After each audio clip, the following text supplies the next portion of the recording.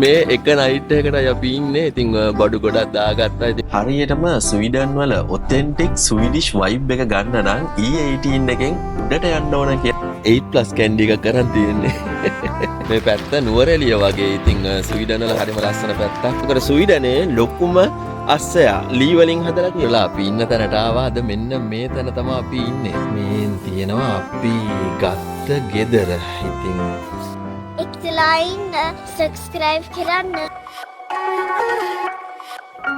Hello කට්ටිය කොහොමද ඉතින්? අදත් ආදරෙන් පිළිගන්නවා වීඩියෝ එකට.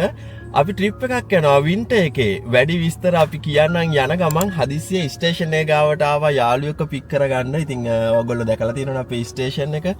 මෙන්න හද 3 දෙනාම ඉන්නවා. මෙයත් ඉන්නවා. මෙයත් ඉන්නවා. එකතු වෙලා ඉන්න කියන්නේ. එකලා ඉන්න. හයියේ එකලා ඉන්න. පොඩ්ඩක් එනර්ජි බූස්ට්ලා තියෙන්නේ. එහෙනම් අපි යන ගමන් කතාව කරගෙන යමු. එකතු වෙලා එන්න කියලා ආදරෙන් ඉල්ලනවා. ඉතින් දැන් යාළුවෝ ටිකක් ආවා. පේනවනේ අපේ බඩු ටික. මේ එක නයිට් එකකට අපි ඉන්නේ. ඉතින් බඩු ගොඩක් දාගත්තා. ඉතින් මේ තියෙන ස්ටේෂන් එක ඔයාලා දැන් ඒකත් දැකලා තියෙනවා. ඉතින් අන්න ට්‍රේන් එකකුත් එනවා. ඉතින් යාළුවා තමයි අද ඩ්‍රයිව් කරන්න. හරි ලේසි. යමු අපි ගමන යන ගමන් මම මගත් පෙන්නන්න. වාහනේ හොඳට පිරීලා තියෙන්නේ. උදේ 8ට විතර ස්ටේෂන් එකෙන් යාළුවන්වත් පික් කරගෙන අපි ඔන්න ගමන පිටත් වුණා. මේ යන්නේ නම් නෝර්වේ පැත්තට. ඉතින් පාරවල් හරිම පටුයි. ඒ වුණාට පැයට කිලෝමීටර් 100ට 120ට වගේ යන්න ඕන. ඉස්සරහා පේන්නෙත් මීටර් 200ක් විතර.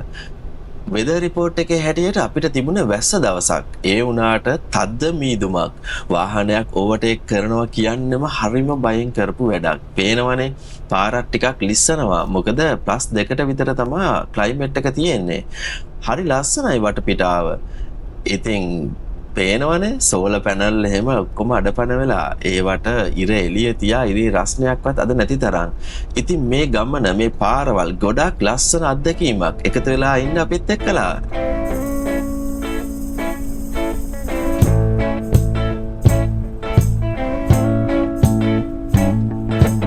I don't wanna tie you up now. I don't wanna do the thing. I don't wanna have you, baby. I just wanna have a fling.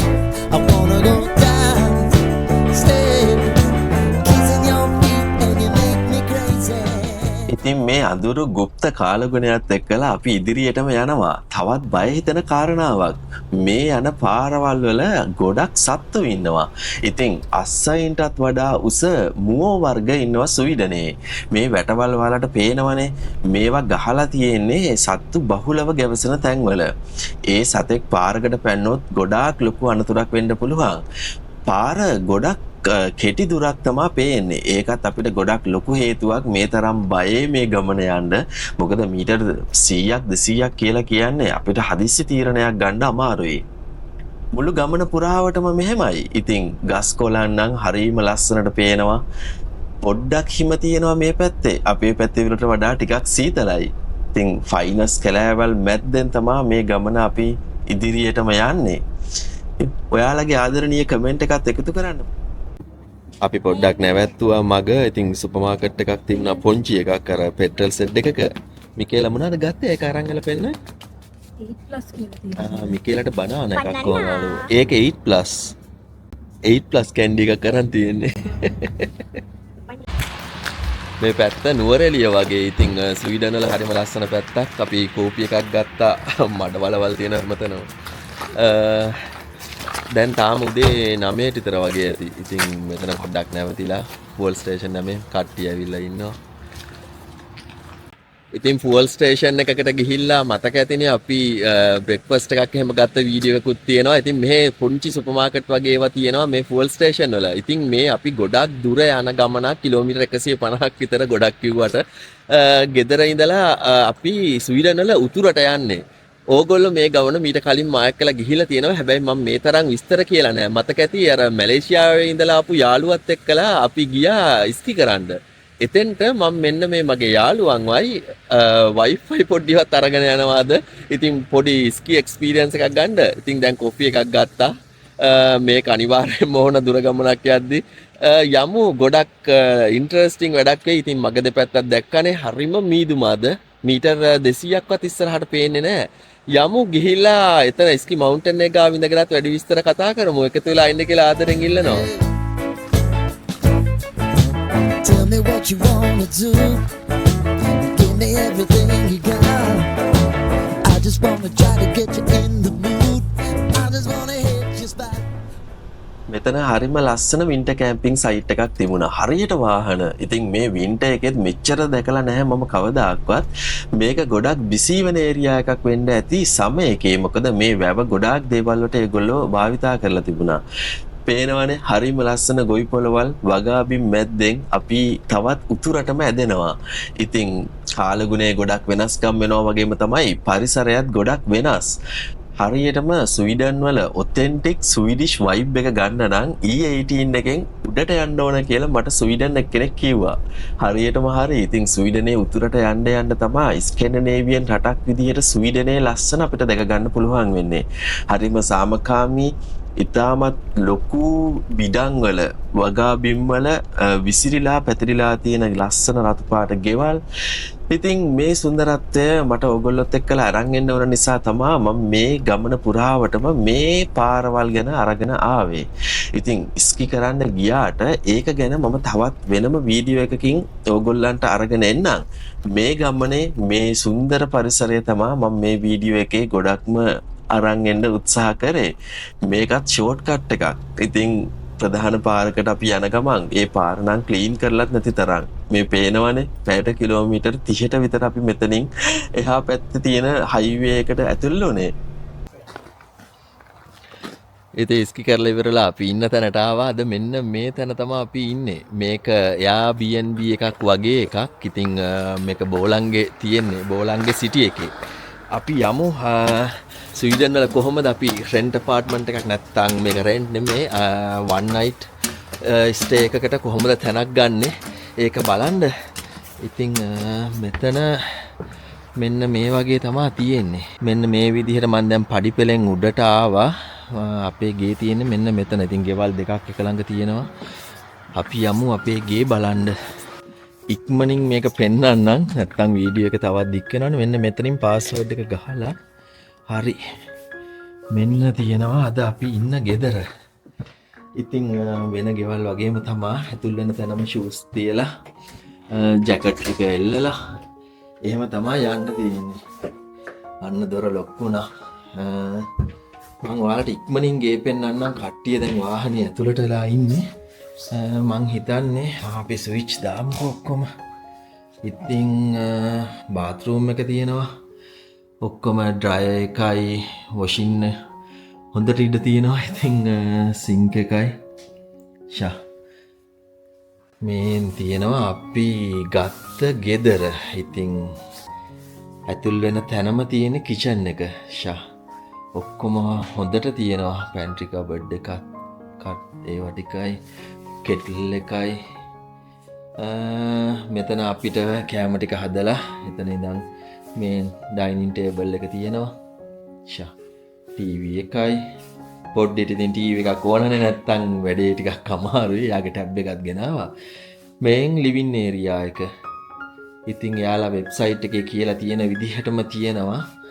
ඉතින් දැන් මේ වීඩියෝ එකේ ගොඩාක් විස්තර තියෙනවා. අපි ආපු හැටි අපි ගෙදර විස්තර මෙන්න තියෙනවා අපේ බෙඩ්රූම් එක.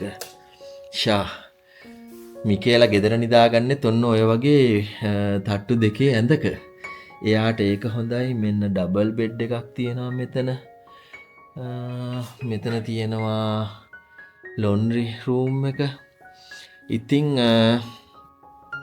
තවත් විශේෂ දෙයක් ස්වීඩන් වල සාමාන්‍යයෙන් බෙඩ් සීට් ඊට පස්සේ ටවල් ඒ වගේ දේවල් දෙන්නේ නැහැ. අපි ඒකට ගන්නවා නම් ගොඩක් ගණන්.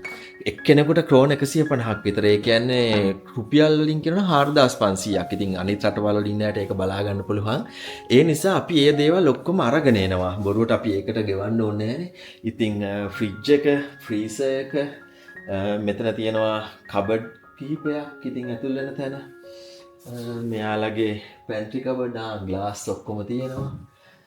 ඉතින් කප්ස් ඔක්කොම තියෙනවා. ඉතින් මෙතන ඉන්ඩක්ෂන් කුකර් එකක් තියෙනවා. දුම් යන එක. මයික්‍රෝවේව් එකක් අනිවාර්යයි. පාන් ටෝස් කරන එක. ඉතින් හොඳයි ඔක්කොම හැඳි ගෑරුප්පු ඔක්කොම තියෙනවා. ඉතින් මේක තමා අපි ඉන්න ගෙදර එක රෑයි අපි ඉන්නේ. ඉතින් ඉස්කි කරලා කට්ටියට ගොඩක් මහන්සි. එතන ගොඩක් වෙලා අපිට ඉන්න වුණා. ඉතින් පොඩ්ඩි ආවෙත් නෑ. එතනින් ලන්ච් එකත් අරන් දැන් ආවා. මමයි යාළුවයි දැන් යන්න ඕන මොන හරි අපිට රෑට කණ්ඩ අරන් එන්න. ඉතින් මෙන්න තියෙනවා අපේ ගෙදර. මේ ගෙදර අපි one night ඉන්නවා. උදෙන්ම හම්බෙමු. පුළුවන් වුණොත් ආ වීඩියෝ එකක් ඇඩ් කරන්නම්. ඉතින් එකතු වෙලා ඉන්න. හරි මහන්සි. හෙට උදේ හරි නැත්තම් තව ටිකකින් හරි හම්බෙමු. මොකද පොඩ්ඩිගෙත් දේවල් ටිකක් තියෙනවා පෙන්නන්න. එහෙනම් එකතු වෙලා ඉන්න කියලා ආදරෙන් ඉල්ලනවා. ගමන් ඔන්න කට්ටිය ඩිසයිඩ් කරා පොඩ්ඩක් shopping කරන්න යන් කියලා. පේනවනේ shopping mall එක. entries තියෙනවා 4ක් දැනට දැක්ක හැටියට.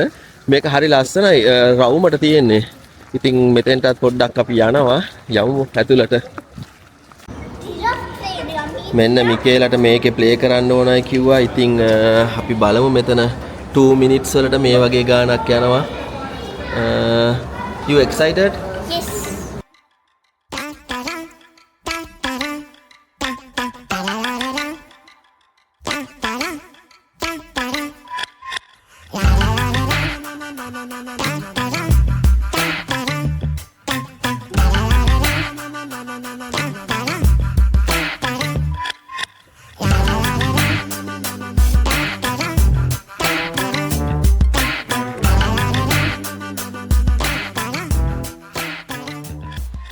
ඉතින් බණ්ඩි ෆුල් වෙන්න ඔන්න කෑවා. අපේ ගමෙත් තියෙන චොප් එක. ඉතින් මේක ගැනත් වීඩියෝ මම කරලා තියෙනවා. අනිත් දේ තමයි මෙතන ගොඩක් වාහනවල අර උඩ තියෙන ටක් බොක්ස් එක තියෙනවා. ඉතින් මට හරි ආසයි ওই වැඩේට අර රූෆ් එකේ සෙට් කරන ලොකු බොක්ස් එක. මොකද මෙතෙන්ට එන්නේ රොම්මේ ගිහිල්ලා ස්කි කරපු අය. ඉතින් දැන් මේ දෙවෙනි දවස් අපේ ලන්ච් එක ඔය වගේ බොක්ස් එකක් ගන්න මාත් ගොඩක් ආසාවෙන් ඉන්නවා. ඉතින් ඔන්න අපේ කට්ටිය දැන් වාහනේට නැගලා ඉන්නේ. අපි දැන් රෙඩි ආපහු අපේ ගමට යන්න. මගත් ලස්සන දේවල් තියෙනවා. ඉතින් එකතු වෙලා ඉන්න.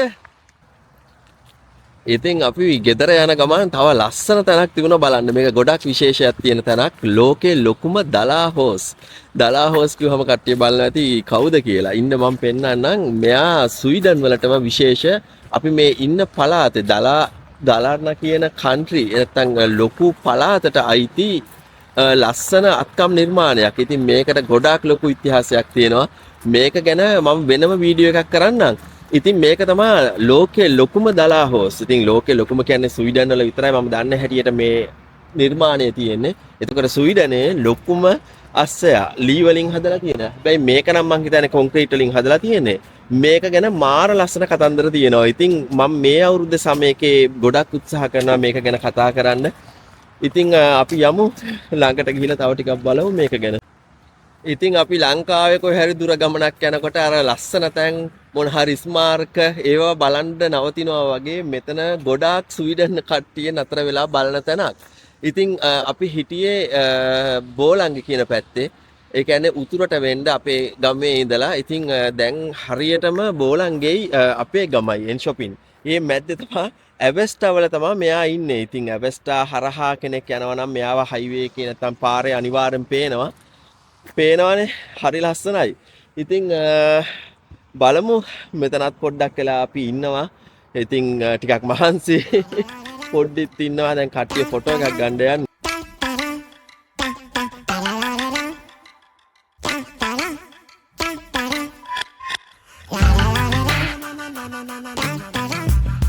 ඉතින් ගොඩක් ස්තුතියි අපේ වීඩියෝ එකත් එක්කලා එකතු වුණාට. ඉතින් පොඩි දලා හෝස් කෙනෙක්ව හම්බුණා. අතන ලෝකේ ලොකුම.